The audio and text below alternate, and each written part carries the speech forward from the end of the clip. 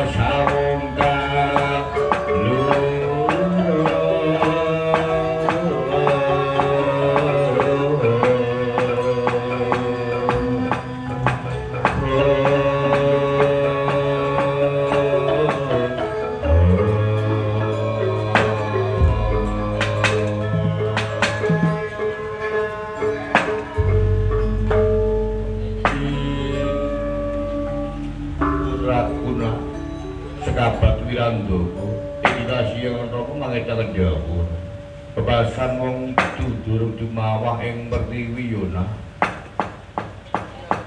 umpama nginang durung abrit ana lati banjur ana tamu kok ya weruh dununge kana diempok pertapan Tirtawening sejajal sapa iki mangko siramu sapa yen ora sisip deleng kawujudanmu kaya Kresna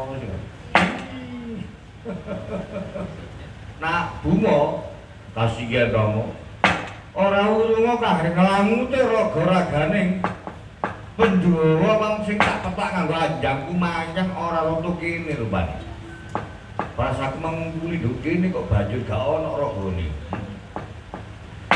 lugune kok ana pendhita sing nyekati nduk kene siramu ki sapa pendhita saka endi peparep begawan sapa iya Kresna kawujudanmu kuwi kawentar Kajalandara menawa ana jalwa kang ireng tunteng ana kono dijuluk Sinalendra Bathara Kresna lajeng aku begawan Sabda Kunyara iki putraku sekabat Wirandaka oh layak kahanane kulungitane pertapan nganti meja kanggo wong ana dirgantara mungkasane yaiku joko pertapan Tirtawening iki wigune begawan Sabda Kunyara wigatimu nganti mlebu ana dempok pertapan Tirtawening upaya rutuhe Pandhawa 5 sing tak petak nganggo aji anjang kumayang ora mokal menurut ana kene Kresna gegayuanmu laduk ing pangudap sira mekena kananmu bumi nuruti kekarepaning putra kekarepaning anak ananging nganggo waton ojo sak karepmu dhewe nyata mudune wayu unggul jati iku pranata kahanan darbe ing Pandhawa kok banjur siramu ngeroyok ngreksa ngerebut wani iku banjur kowe ladialah sang wiku siramu iso garaning nyandra apa sing dadi gegayuanku nek kaya ngono siramu nyata labet kelan Pandhawa nak bunga sereten kanan sekabaten tak serete wong kaum pinarak ning atur kurang ajar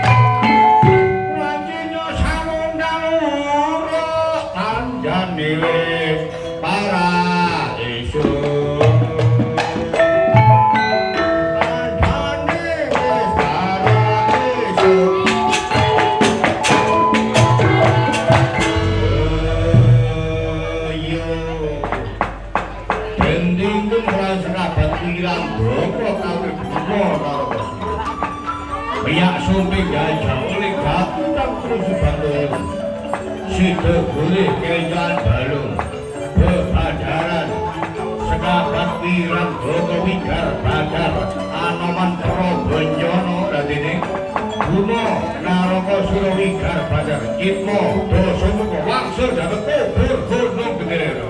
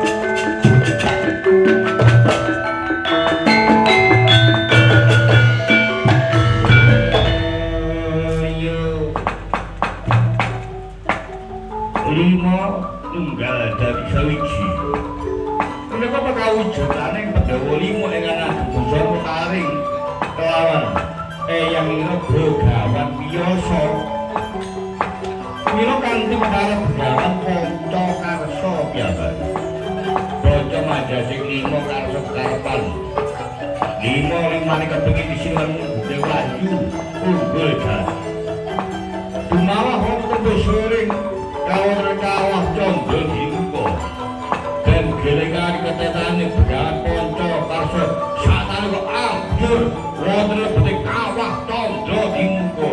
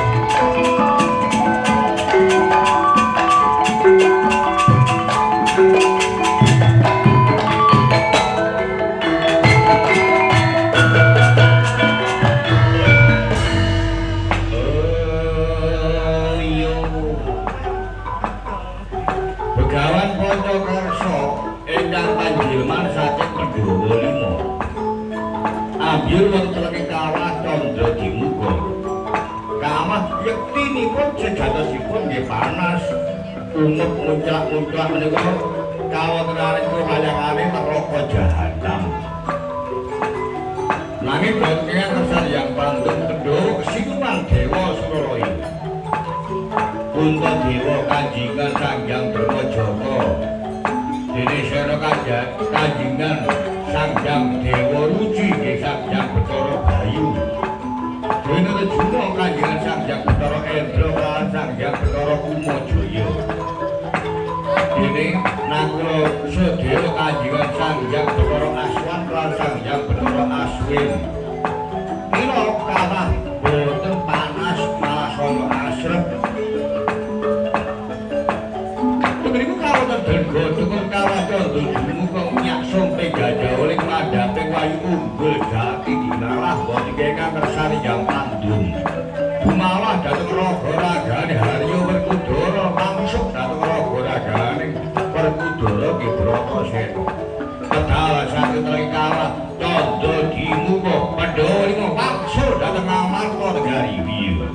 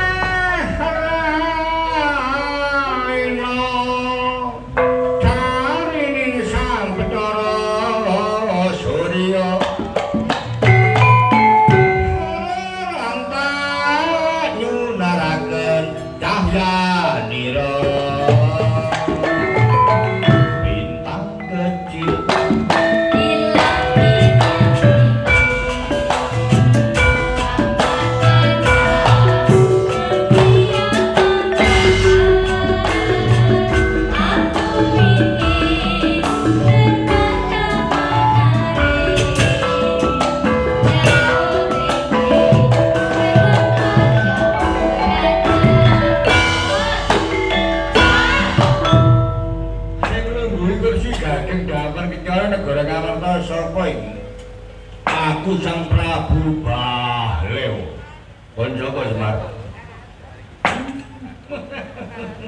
Adik-adik wis para esuk terek ana. Kostummu nyewa kon mang. Teropongmu kuklukmu iku nyewa. Ngene ketoprak siswa budaya gawe iku lho. Lha tak saiki gedhok Pati Jawa Tengah kono. Ayo nang balekno kostume iku ditenteni wong lho. Iya. Piyak sumping jajoling Sang Prabu Balewa wigar badar mangun diwangsa.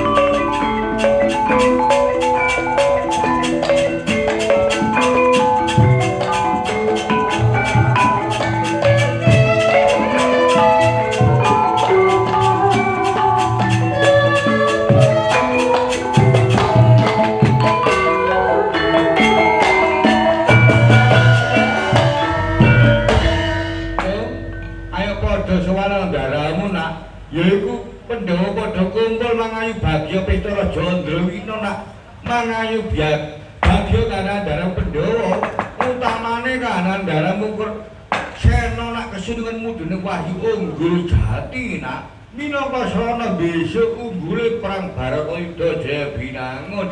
Oh iya maneh ngono ayo kan padha sowan nang Pandhawa man.